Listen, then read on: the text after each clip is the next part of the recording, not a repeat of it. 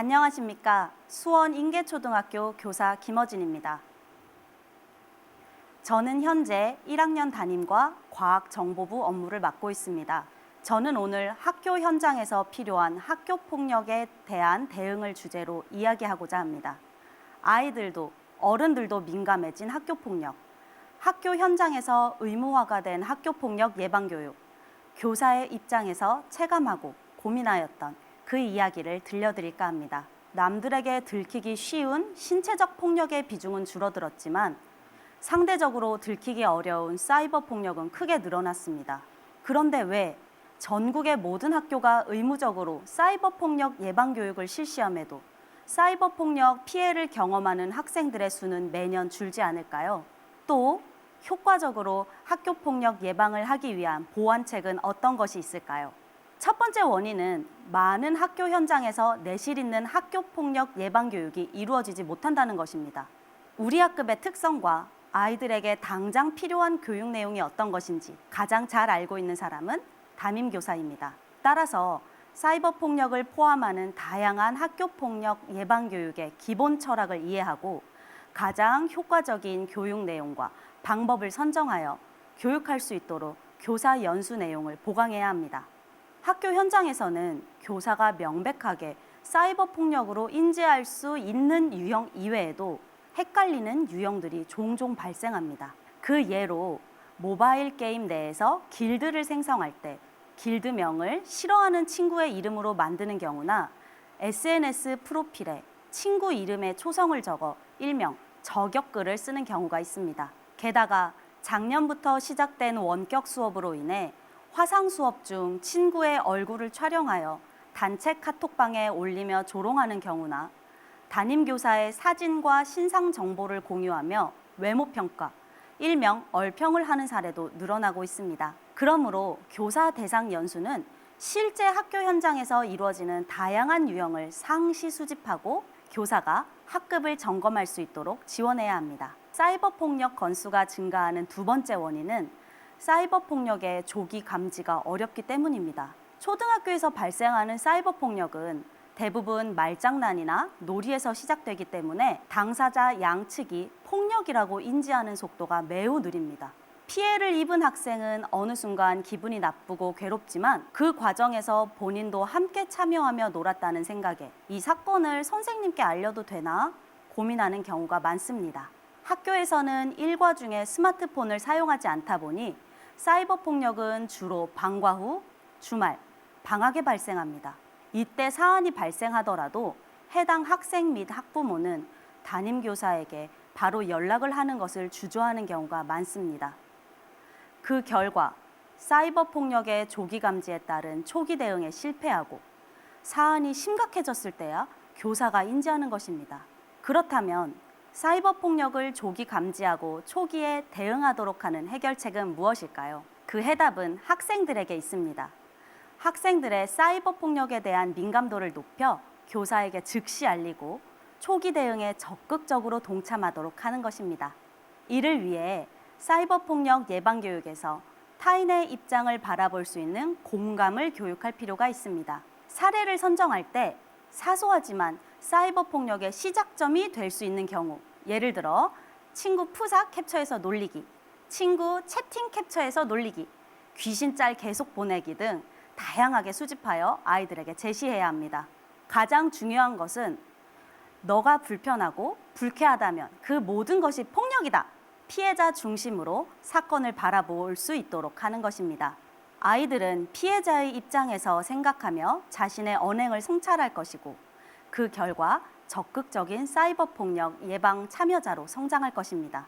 학교폭력 예방교육 의무화 이후에도 지속적으로 사이버폭력 건수가 증가하는 세 번째 원인은 사이버폭력 사안을 해결하는 데 긴 시간이 필요하기 때문입니다. 사이버폭력이 발생한 경우 가해 학생의 보호자가 아이의 행동을 인정하지 않는 경우가 많습니다.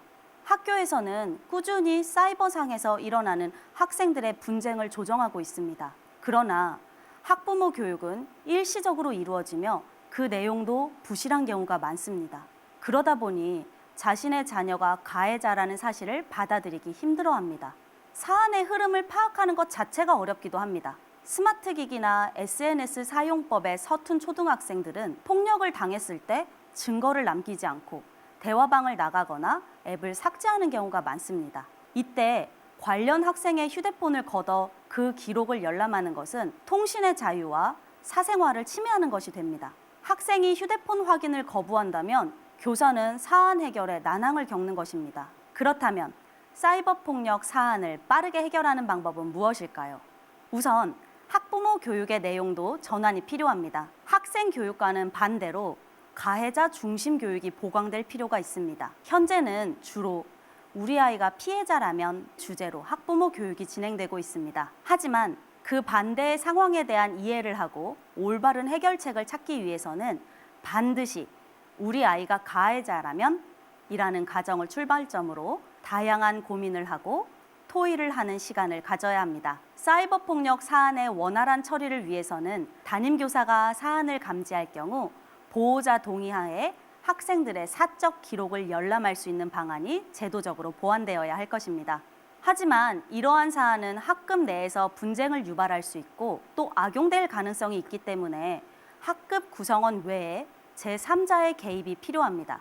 학교폭력 전담기구 등 공식적인 기구를 통해 사적 기록을 점검할 수 있도록 해야 합니다. 사이버 폭력은 발생 후 처리보다 예방이 가장 중요합니다. 저는 우연한 계기로 올해 초 푸른 코끼리를 알게 되었고 푸른나무 재단에서 운영하는 양질의 학교폭력 예방교육을 활용하고자 푸른나무 재단과 MOU 협약을 제안하였습니다. MOU 협약을 통해 저희 학교는 푸른 코끼리 예방교육과 학교장 선언운동에 참여하였습니다. 푸른 코끼리 예방교육은 학교폭력의 본질적인 원인을 분석하고 이를 기반으로 학생들이 상대방의 감정을 이해하고 공감하는 친사회성을 함양하는 것을 목표로 하고 있습니다. 학생들이 실생활에서 겪을 수 있는 사례를 통해 등장인물에게 깊이 공감하고 성찰하는 과정이 좋았습니다.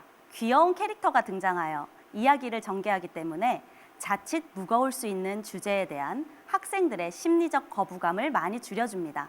올해 3월부터 9월까지 본교의 학생들은 푸른 코끼리 학교 교육 프로그램에 직접 참여하였습니다. 그리고 학생들의 생활 속 사이버 폭력에 대한 조기 감지와 변화를 학생들뿐만 아니라 교육 공동체 모두가 직접 느끼고 있습니다. 푸른 코끼리 학교 교육 이후 한 학년에서 발생한 사건입니다. 아이들이 채팅방에서 모여 놀던 중 늦은 시간에 그만하자는 친구에게 화가 난 학생이 친구에게 욕설을 하였습니다. 피해 학생은 즉각 자신의 감정을 표현했고 함께 있던 친구들은 가해 학생에게 말이 너무 심했어. 네가 한 행동은 학교 폭력이야. 라고 말하며 따끔하게 혼냈습니다. 이 친구들은 다음 날 등교하자마자 피해 학생을 찾아가 어제 있었던 일을 선생님께 말씀드려야 한다고 설득했고 피해 학생이 선생님께 상담을 요청하여 바로 해결할 수 있었습니다.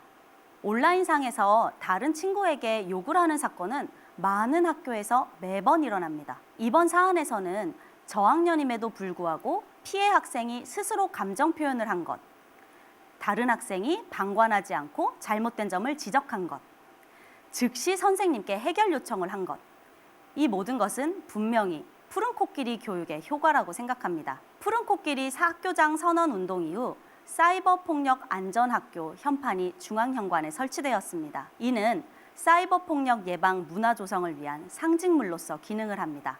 매일 드나드는 곳에 붙어있는 현판을 보면서 우리 학교 구성원들이 학교 폭력 및 사이버 폭력 안전에 대한 의지를 다지기 때문입니다.